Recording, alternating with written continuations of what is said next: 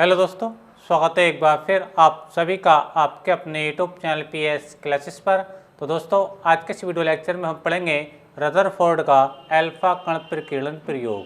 तो दोस्तों, एक बार मैं आपको बताता चलूँ कि आज का जो डेरिवेशन मैं आपको कराने जा रहा हूँ, अर्थात आज का जो क्वेश्चन जो आपको पढ़ाने जा रहा हूँ, ये आपके बोर्ड एग्जाम में लॉन्ग क्वेश्चन के रूप में 5 नंबर में पूछा जाता है और आपके एग्जाम की दृष्टि से बच्चों ये बहुत ही महत्वपूर्ण क्वेश्चन है। तो चलिए शुरू करते हैं वीडियो लेक्चर को और समझते हैं कि क्या है रदरफोर्ड का अल्फा कण प्रकीर्णन प्रयोग। तो स्टूडेंट, रदरफोर्ड ने ये जो एक्सपेरिमेंट किया था परमाणु की सही संरचना जानने के लिए, परमाणु का सही मॉडल जानने के लिए ये एक्सपेरिमेंट किया था। ठीक है, इसमें इन्होंने क्या किया था बच्चों, एक रेडियो एक्टिव तत्व था पोलोनियम। और अब हम लोग जानते हैं बच्चों कि रेडियो एक्टिव तत्वों की एक विशेषता होती है कि इनसे कुछ अल्फा बीटा एंड गामा किरणें स्वतः ही उत्सर्जित होती रहती हैं।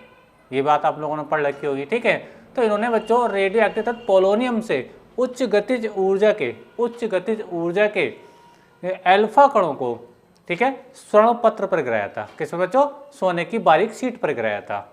ठीक है, बात समझ में आ रही है। और पूरे एक्सपेरिमेंट के दौरान इस सिस्टम को कहाँ रखा था बच्चों? निर्वात में रखा था। कहाँ रखा था बच्चों? निर्वात में रखा था।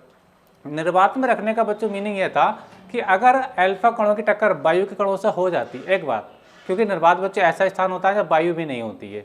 ठीक है, यानी इस पूरे सिस्टम को निर्वात में इसलिए रखा था ताकि अल्फा कणों की टक्कर वायु के कणों से ना हो, क्योंकि जब कोई अल्फा कण वायु के कण से टकरा जाएगा तो सही एक्सपेरिमेंट नहीं हो पाएगा, क्योंकि अल्फा कण अपनी ऊर्जा का कुछ भाग वायु से टकराने में खो देगा।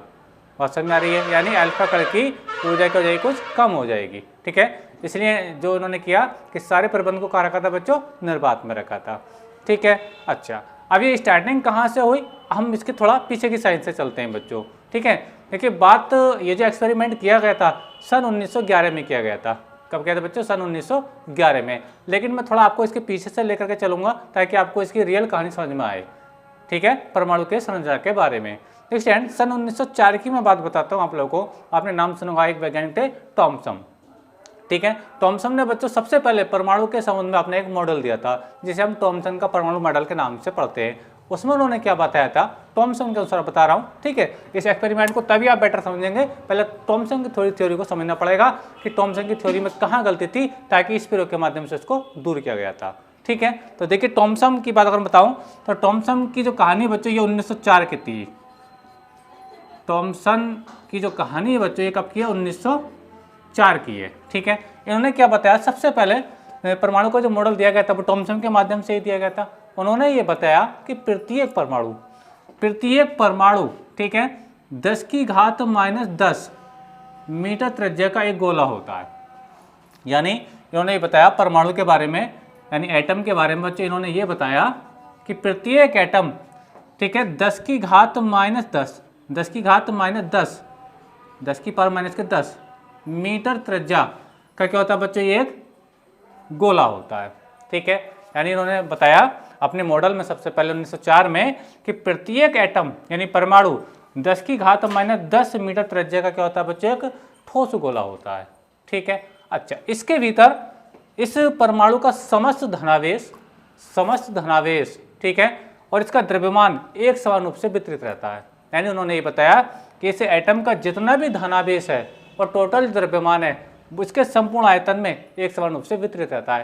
यानी इनका कहने का मतलब ये था कि इसका एटम का जो पॉजिटिव चार्ज है और जो इसका मास होगा, द्रव्यमान होगा, ठीक है, वो इसके संपूर्ण वॉल्यूम में एक समान रूप से क्या रहता है बच्चों? वितरित रहता है। ये थ्योरी थी किसकी बच्चों? टॉमसन की। यानी इन्होंने ये बताया कि परमाणु का समस्त धनावेश, ठीक है, समस्त धनावेश और द्रव्यमान उसके संपूर्ण आयतन में एक समान रूप से वितरित रहता है। किसकी थ्योरी थी बच्चे? टॉमसन की थ्योरी थी, जो 1904 में दी गई थी। ठीक है, अच्छा, और इन्होंने एक बात और बताई कि इस परमाणु के अंदर इलेक्ट्रॉन जो होते हैं बच्चों, इलेक्ट्रॉन इस प्रकार धसे रहते हैं जैसे कि तरबूज में उसके बीज धसे रहते हैं। यानी इन्होंने ये साथ ही साथ ये तो बताया ही कि इसका जो धनावेश है वो द्रव्यमान है उसके संपूर्ण आयतन में समान रूप से वितरित रहा है। साथ ही साथ इन्होंने ये भी बताया कि इसके अंदर के जो इलेक्ट्रॉन होते हैं बच्चे, क्या होते हैं बच्चों?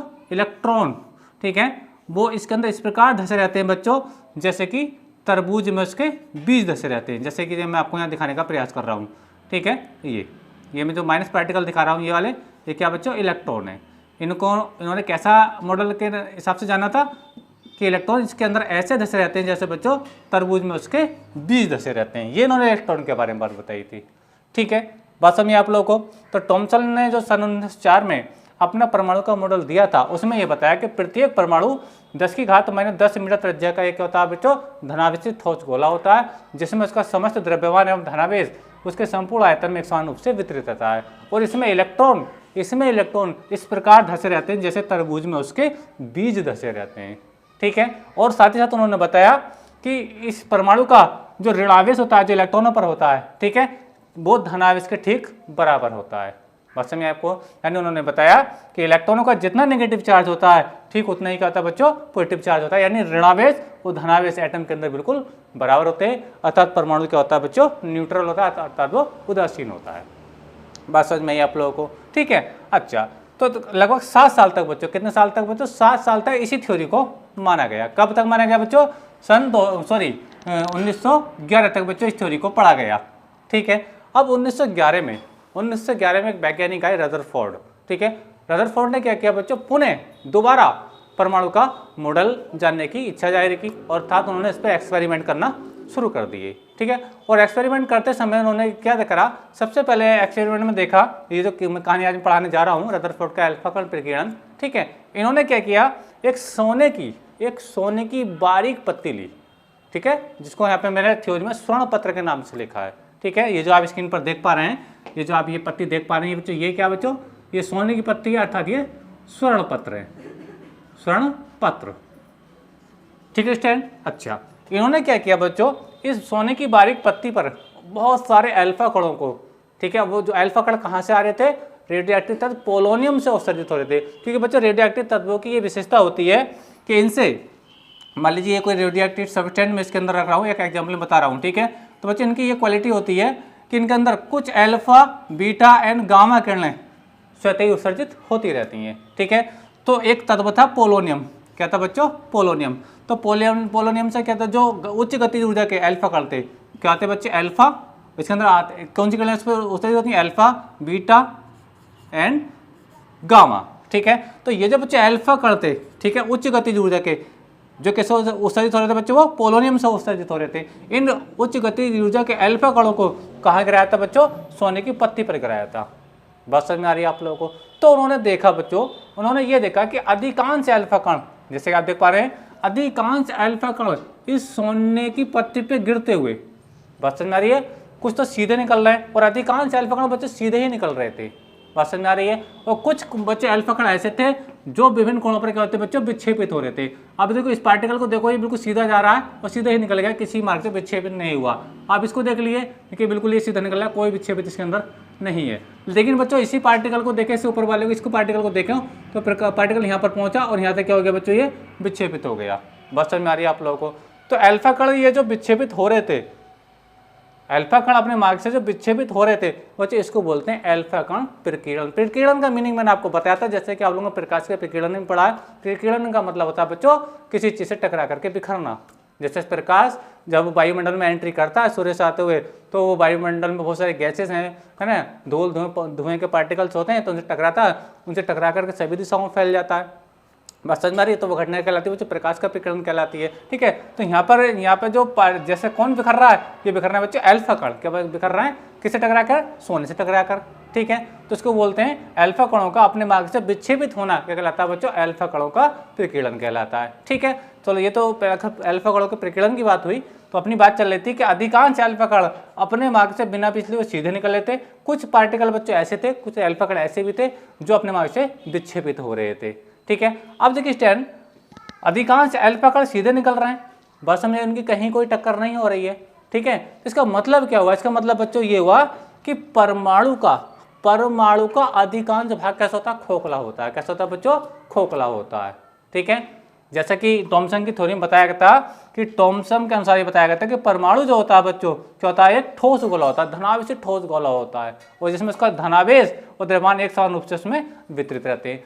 ठीक है, अगर ऐसा होता बच्चों, ठीक है, तो अल्फा कण ये विक्षेपित अपनी मार्ग से नहीं होते।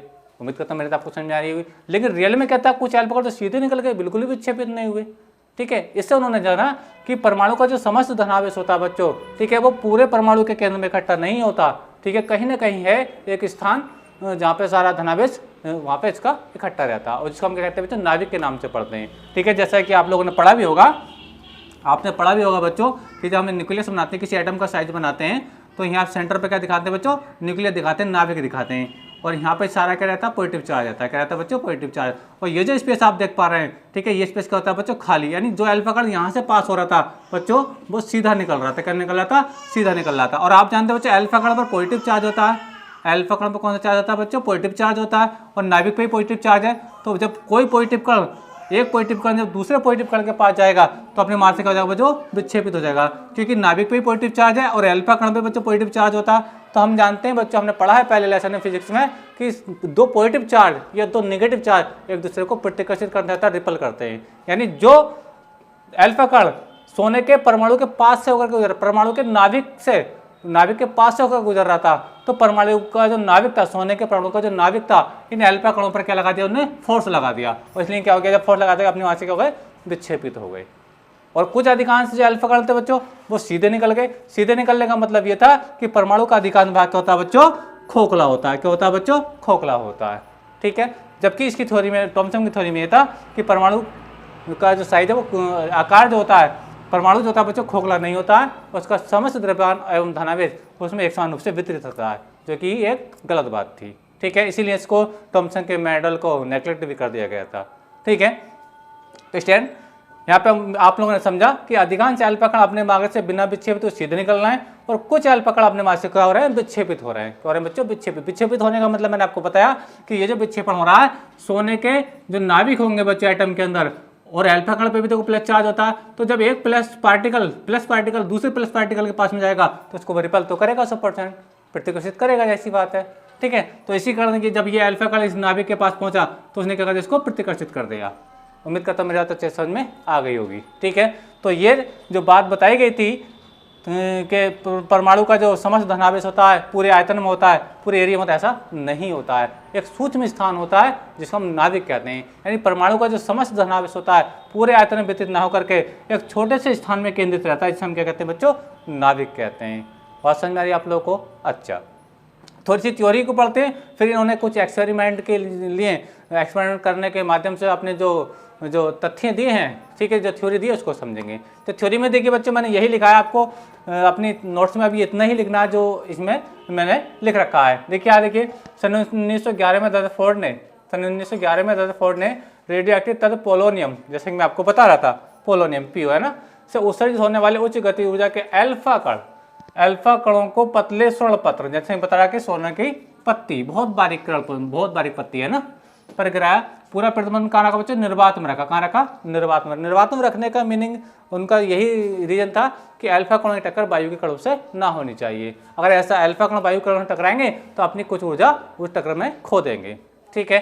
अच्छा, निर्वात में रखा जिससे अल्फा कणों की टक्कर वायु के कणों से ना हो। स्वर्ण पत्र पर टकराकर अल्फा कण अपने मार्ग से विक्षेपित हो रहे हैं। देखो, कुछ तो सीधे निकल रहे, कुछ अपने मार्ग से क्या हो रहे हैं बच्चों, विक्षेपित हो रहा था, टेढ़ी मेढ़ी मोशन में देखो मूव कर रहे हैं, ठीक है, विक्षेपित हो जाते हैं। इस क्रिया को हम क्या कहते हैं बच्चों, प्रकीर्णन कहते हैं। यानी अल्फा कणों का स्वर्ण पत्र पर गिरकर अपने मार्ग से विक्षेपित होने क्या कहलाता है बच्चों, प्रकीर्णन कहलाता है, जैसा कि मैं आपको बता रहा था, ठीक है। अच्छा, स्वर्ण पत्र से विभिन्न कोणों पर विक्षेपित अल्फा कणों को सूक्ष्मदर्शी द्वारा गिनाया गया। बच्चों किससे गिनाया था, सूक्ष्मदर्शी। यानी कहने का मतलब ये कि जब ये रेडियोएक्टिव तत्व यानी पोलोनियम से अल्फा बीटा किरण उत्सर्जित होती है बच्चों, ठीक है, वास्तव में तो ये इतनी सूक्ष्म होती है बच्चों, हमें नग्न आंखों से दिखाई नहीं देती। तो हम इसको काय से गिना था बच्चों, सूक्ष्मदर्शी से देखा। किससे गिना था बच्चों, सूक्ष्मदर्शी। यानी कहने का मतलब मेरा ये बच्चों कि जब रेडियोएक्टिव तत्व, चाहे वो पोलोनियम लो, यूरेनियम लो, बात समझ में आ रही है आप लोगों को, तो इससे जब अल्फा बीटा गामा किरणें उत्सर्जित होती हैं बच्चों,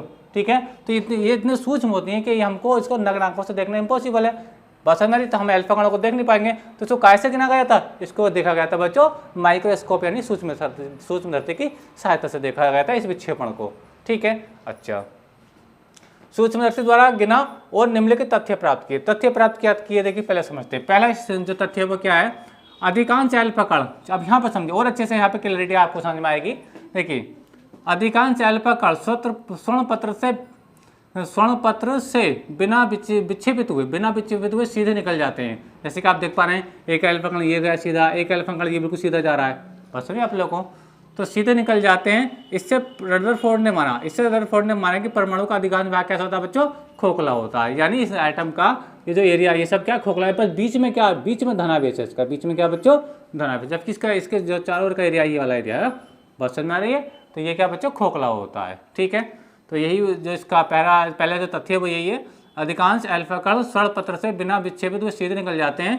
इससे रदरफोर्ड ने माना कि परमाणु का अधिकांश कैसा होता है बच्चों, खोखला होता है। परमाणु का अधिकांश वैसे बच्चों कहता है खोखला होता है। ठीक है, अच्छा दूसरी बात क्या देखिए, दूसरी बात उन्होंने क्या बताई, परमाणु का संपूर्ण धनावेश, परमाणु का जो संपूर्ण धनावेश होगा, यानी इसका जो संपूर्ण धनावेश है, ठीक है, संपूर्ण धनावेश परमाणु के अंदर छोटे से स्थान में केंद्रित रहता है। एक छोटे स्थान में, जैसे कि आप ये देख पा रहे होंगे, छोटे स्थान में क्या रहता है बच्चों, केंद्र, जैसे मैं यहाँ पे दिखाना है, यानी ये थॉमसन की थ्योरी थी कि पूरे आयतन में रहता है, ऐसा नहीं है, एक छोटे से स्थान में रहता है। ठीक है, अच्छा तीसरी स्टेटमेंट में क्या कहना, तीसरे स्टेटमेंट में बताया कि परमाणु का समस्त धनावेश उसके केंद्रीय भाग में रहता है। कहाँ रहता है, उसके सेंटर पर रहता है बच्चों, कहाँ रहता है, उसके सेंटर पर रहता है, केंद्र पर रहता है। ठीक है, केंद्र में संकेंद्रित रहता है, जिसे क्या कहते हैं बच्चों, नाभिक कहते हैं। यानी ये जो आप स्ट्रक्चर देख पा रहे हैं ये क्या बच्चों, नाभिक, बात समझ में आ रही है। यानी थॉमसन के अनुसार क्या था, धनावेश उसके आयतन में फैला था, लेकिन ऐसा रियल में नहीं था। कहाँ था बच्चों, ये इसके सेंटर पर रहता है। कहाँ रहता है बच्चों, सेंटर पर रहता है, बात समझ में आप लोगों को। ठीक है, अब सेंटर पर रहता है, ये भाग बिल्कुल खाली है, इसलिए खाली भाग से जब अल्फा कण गया तो सीधा निकल गया, और जब वो नाभिक के पास से गुजरा तो नाभिक ने अल्फा कण पर प्रतिकर्षण बल लगा दिया, क्योंकि नाभिक पर पॉजिटिव चार्ज होता है, अल्फा कण पर भी पॉजिटिव चार्ज होता है।